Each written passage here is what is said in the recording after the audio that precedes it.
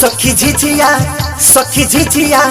चल डाइनी के द्वारा खेलल जाई हो सखी झिझिया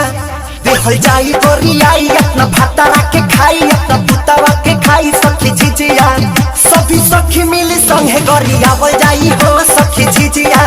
चल डाइनी के द्वारा खेलल जाई हो सखी झिझिया। रे पुजुआ रे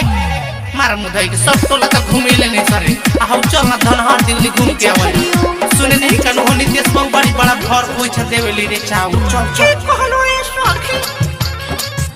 कि यार माहियो होई सहन डईनी के हाथवा गोड़वा तू तो कि यार माही डई नी के भातारा के मुहवा रखिया फूटो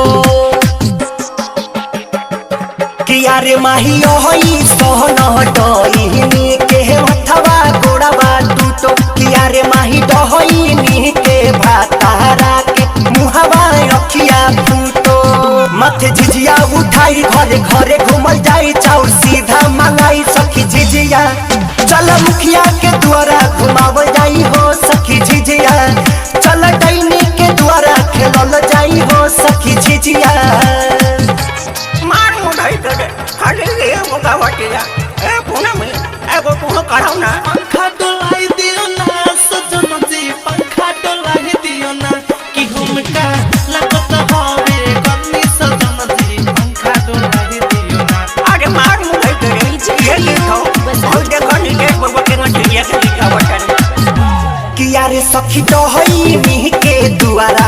तेहु कहा चर कह के जइहे कि यार सखी नहवा दी नह अपना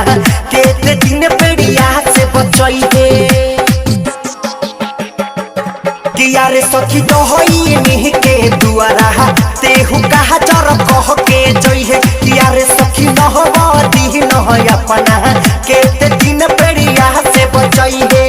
कहीं भथुआ फोराई कहीं से मूर्ति गाई कहीं कांदा तुराई सखी झिझिया चल नीते के संगे संगे गावल जाई हो सखी झिझिया चल डैनी के द्वारा खेलल जाई हो सखी झिझिया देखल जाई गोरियाई अपना भातारा के खाई अपना पुतावा के खाई सखी झिझिया चल संगे संगे मिली सब गावल जाई हो सखी झिझिया।